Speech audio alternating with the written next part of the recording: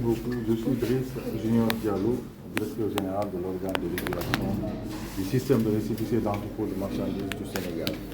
Voilà, vous avez formé des jeunes pour qu'ils soient vos relais dans le cadre du programme de l'agriculture et de l'élevage financé par la Banque mondiale. Alors expliquez-nous pourquoi cette initiative. Merci beaucoup. Ce programme qu'on appelle le programme de compétitivité de l'agriculture et de l'élevage, qui a plusieurs composantes, est un vaste programme initié par l'État du Sénégal à travers le plan Sénégal émergent et qui vise, comme son axe premier, la transformation culturelle de l'économie, donc qui vise à booster le secteur de l'élevage d'une part et surtout le secteur de l'agriculture à travers la culture de rente qui est l'arachide. Donc ce programme qui vient de commencer et qui a une durée d'activité est aujourd'hui extrêmement important pour l'État du Sénégal.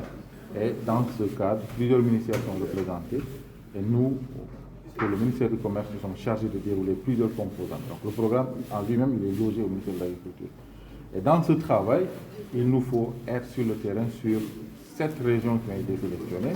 C'est les régions du bassin arachidier élargi, donc Diourbel, Fatick, Kaolack, Kaffrine, Tambacounda, Kolda et Sédhiou.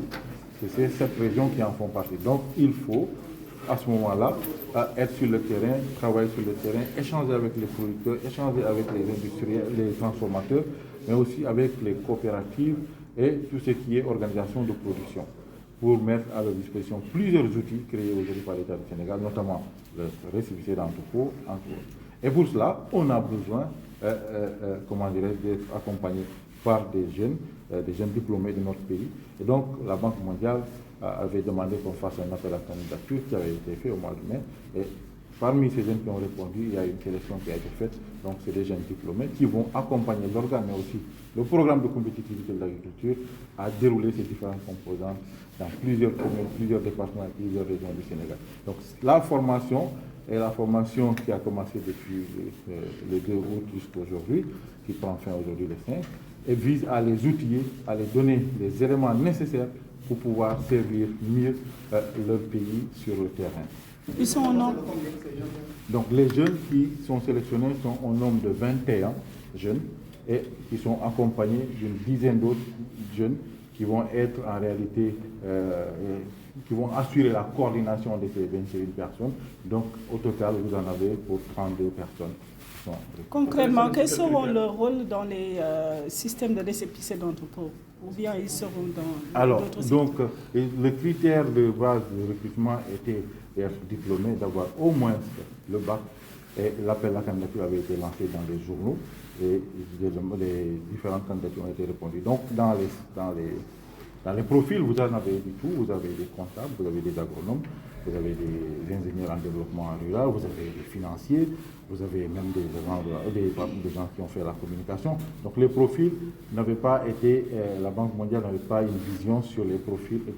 L'idée était que ce soit des jeunes qui soient des jeunes universitaires, au moins le bac. Donc heureusement que nous avons ici, dans la plupart des cas, des jeunes qui ont au moins 2 ans d'université, donc pour la plupart, c'est des gens qui ont le master et la licence. Donc, le rôle, c'est de, comme je l'ai dit tantôt, c'est de mettre à disposition des acteurs de l'agriculture les différents outils qui sont mis en place, dont le système de récépissé d'entrepôt. Le récépissé d'entrepôt, comme je l'ai dit, est une nouvelle initiative, une nouvelle création de l'État du Sénégal qui a 2 principaux outils. D'abord, c'est l'infrastructure de stockage, l'entrepôt de stockage pour permettre aujourd'hui aux producteurs d'éviter le bradage de leur culture, d'éviter les pertes post-récolte, d'éviter les inquiétudes de comment commercialiser la production. Parce que comme vous le savez, les initiatives de son Excellence le Président Macky Sall ont fait que le pays est aujourd'hui presque autosuffisant dans plusieurs spéculations. Et ces spéculations, aujourd'hui, il faut, dès que le producteur les sorte, qu'il ait un endroit où les stocker et qu'il ait une possibilité de mieux les commercialiser. Donc, les jeunes qui sont formés aujourd'hui dans cette formation et même tous les éléments de l'organe vont se charger à mettre à disposition cet outil-là aux organisations de producteurs dans le bassin arachidier et mettre aussi à disposition tout ce que le PCAE souhaite qu'on fasse, notamment les différentes réformes qu'il faut, mais aussi surtout l'identification des unités de transformation, tout ce qui transforme l'arachide en huile ou en théier ou en autre chose, pâte d'arachide. Donc, toutes ces unités doivent être accompagnées. Et l'accompagnement des unités, ce sera des équipements qui leur sera mis à disposition.